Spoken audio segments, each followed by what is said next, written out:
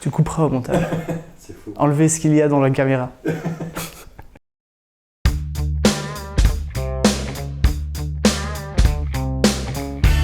Bonjour, moi c'est Simon, je suis chanteur et guitariste. Et si je devais garder qu'un seul album, ça serait On Mars des Mean Jeans.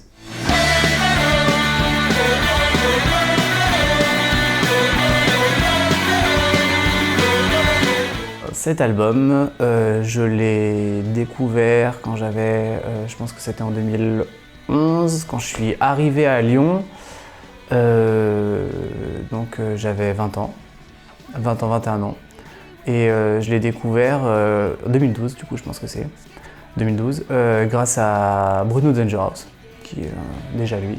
Parce que je connaissais déjà pas grand chose à Lyon, et puis je connaissais pas grand chose à ce genre musical parce que j'aime bien tout ce qui est punk rock, mais à l'époque je sortais d'une grosse période de high energy avec des solos de guitare et des cheveux longs, et j'avais un peu peur de tout ce qui avait des mélodies et tout ce qui sonnait bien. Pour moi c'était un peu interdit, donc il a fallu faire ce travail pour savoir que c'est pas parce que c'est facile à écouter qu'on n'a pas le droit de l'écouter.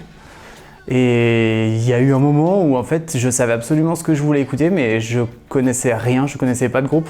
Je savais vite fait expliquer, je connaissais même pas les noms des genres musicaux. Et du coup je suis allé faire une description sommaire à Bruno Dangerhouse qui m'a dit j'ai le disque qu'il te faut. Et il m'a sorti ça, et je crois que quand je l'ai eu, j'ai écouté que ce disque pendant genre 6 mois quoi. C'était vraiment le disque qu'il me fallait à ce moment-là.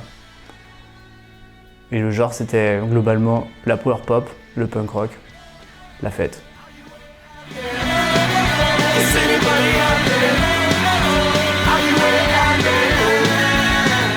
L'événement le plus marquant, en ce qui me concerne, la raison pour laquelle je retiens cet album, c'est que après avoir poncé cet album pendant des longs mois, sans même me demander si ce groupe avait enregistré autre chose ou si d'autres groupes jouaient le même genre, j'ai décidé de creuser un peu et j'ai découvert qu'ils étaient sur ce très bon label Dirt Nap Records, avec ce petit macaron en papier craft sur tous leurs disques. Et ce qui m'a permis ensuite de fouiller directement dans les bacs à la recherche du macaron Dirt Nap Records. Et j'ai découvert plein de groupes grâce à ça. Je me rappelle de juste regarder, si y a le macaron, je sors. Après, je prends ma pile, je vais écouter. Et franchement, mais 8 fois sur 10, c'était gagnant. Et c'est, je pense, le label qui a complètement défini mes années 2010 musicalement. Même si c'est plus ce que j'écoute le plus aujourd'hui. En tout cas, c'est vraiment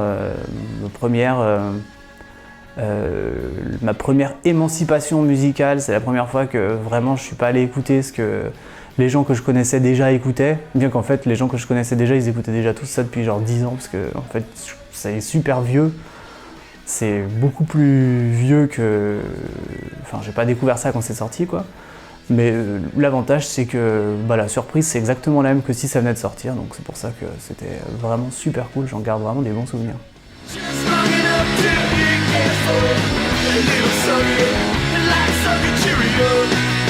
C'est l'album de ma vie parce que c'est grâce à lui que j'ai décidé que la musique c'était avant tout des tubes. Quel que soit le genre musical, si c'est un tube, moi ça me va. Et donc, alors qu'avant c'était quelque chose qui pouvait me rebuter en me disant c'est commercial. Par exemple, dans la foulée de ce disque, j'ai fini par découvrir American Idiot de Green Day, sur lequel j'avais allègrement craché pendant 2008, il est sorti je crois, 2005 même, 2005, donc je pense bien pendant 8-9 ans j'avais craché dessus en disant que c'était bidon, c'était commercial. J'ai acheté le CD à la Fnac et j'ai écouté que ça après pendant des années, donc c'est vraiment ma porte d'entrée dans le punk rock, et c'est vrai que c'est un peu ma vie le punk rock. Ça fait un peu... c'est un peu triste à dire, mais le bon punk rock. Du coup, après, je me suis mis à faire du punk rock. Enfin, j'ai pas forcément fait beaucoup de punk rock, mais en tout cas, ça a été, ces groupes-là ont été ma principale influence musical. Et en fait, même si aujourd'hui je fais plus forcément du punk rock, j'essaye quand même absolument de faire quelque chose qui se rapproche le plus possible d'un tube. Et donc la mentalité reste la même, quoi, même si c'est pas forcément le même genre musical.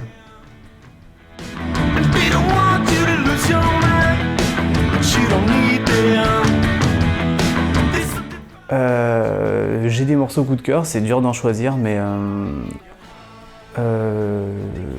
il y en a au moins 2 ou 3. L'avant-dernier qui s'appelle Don't Stop Partying, et la dernière qui s'appelle Too Twisted to Love You, qui sont des très bons exemples de morceaux pour faire la fête. Voilà, on n'aura jamais trop de morceaux pour faire la fête, je pense. Donc vraiment, tous les morceaux de ce disque sont des morceaux pour faire la fête. On peut mettre n'importe lequel et genre improviser une fête sur le champ. Donc je pourrais même pas en choisir en fait.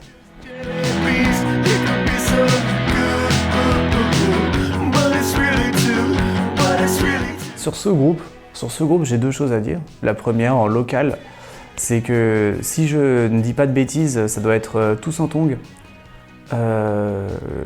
qui a fait jouer ce groupe au Capucin pour la sortie du disque suivant, je pense, donc qui a quand même... ça devait être en 2015, 2016, quelque chose comme ça.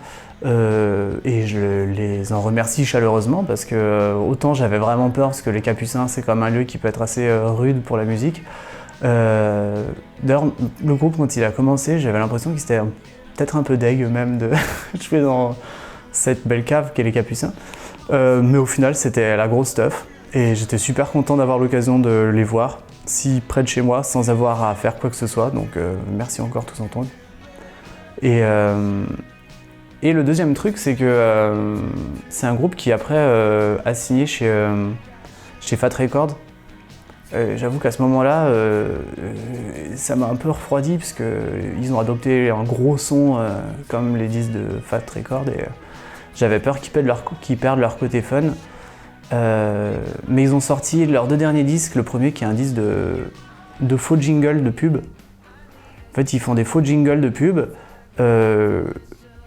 Pour des vrais produits, et après ils envoient aux marques et ils demandent des contreparties parce qu'ils leur font de la pub, font de l'espèce de pub sauvage.